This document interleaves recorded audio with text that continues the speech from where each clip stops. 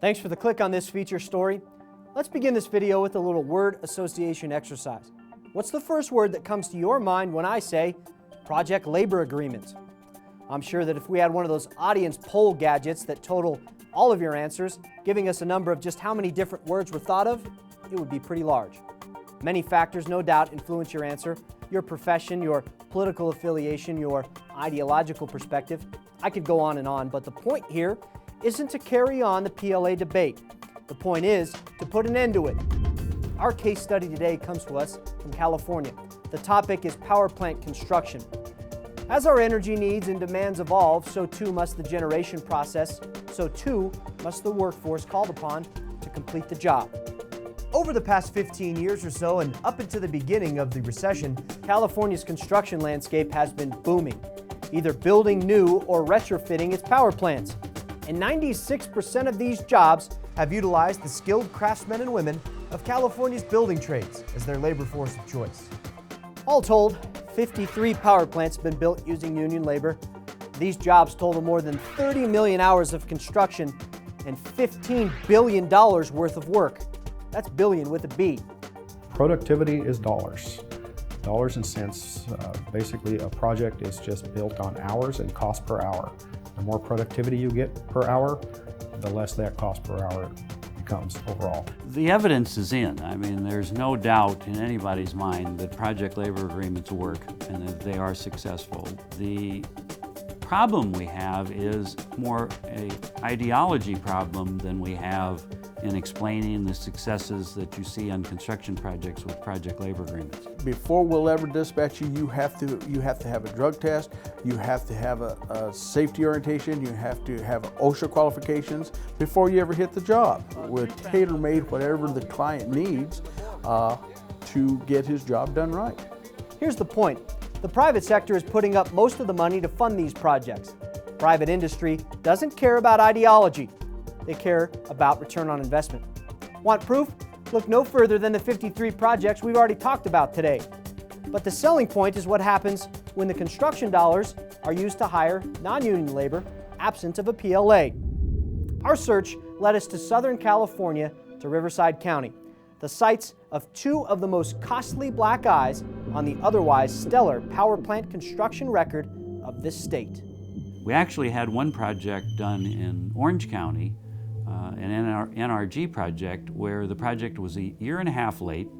There was a huge squabble between a non-union contractor that performed the job and a court case that was over $54 million in overpayments that were expected by the contractor against the power company.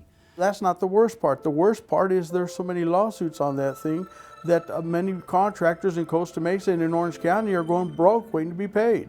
The situation there was the original staff recommendation to the council was for a particular EPC contractor whose budget price came in some $5 million less than the second bidder.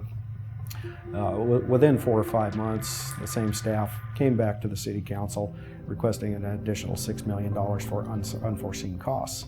Well, as I worked with a council member and some staffers and went through the bullet point items of unforeseen costs, we realized and were able to point out to the council and the city that these weren't necessarily unforeseen costs. The price to do rework is far more than the price to do it right the first time. In the end, they ended up the job 8 months late, and they were way over budget. That company was from out of state, and their labor force was as well. So not only was the job drastically over budget and behind schedule, the monies that were paid didn't even stay in the community. The bid went to a company out of Colorado. With that Colorado company, at the meetings with the city council, we were requesting that if they do give it to them, because they came in $5 million low, that they at least require 50% local area hire. They hired 3 people locally, a carpenter, a secretary, and an accountant. Everybody else came from either Colorado or Texas or somewhere from out of state. So all those local dollars did not stay in the community, and that was a big issue to us. Before the job started, after they had awarded it to this company out of Colorado, that they were going to have X amount of problems. And unfortunately, every one of those problems came up, so in the end, we didn't use it as a "we told you so," but we used it as a relationship to build on, saying, let's not do that on the next 2 phases. And with that, we were able to pick up the next 2 phases. So the verdict is in. 53 power plants built on time and on budget with union labor. Safe, productive, skilled craftsmen and women.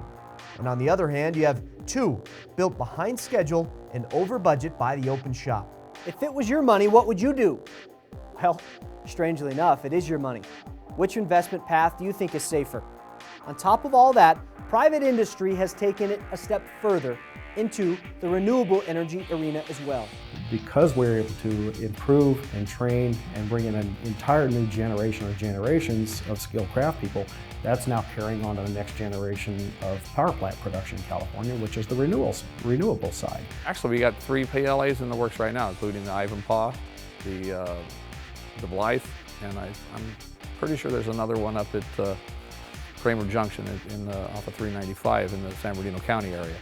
They gave us 2 months to do 21 megawatts, 200 acres of mirrors. That was 371,000 panels that our guys finished up a couple of weeks early, and the project is still producing 2 megawatts more than what they thought it would do.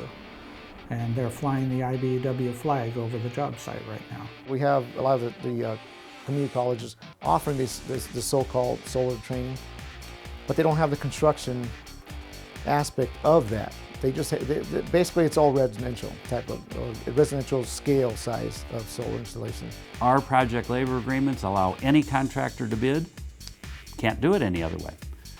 But at the same time, they can include local hiring requirements that will give local people the opportunity for those good jobs that would come through project labor agreements.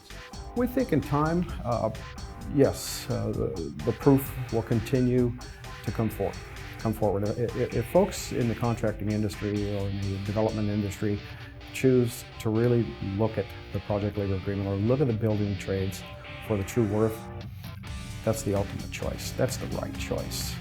Take a page out of California's book and realize the success for yourself.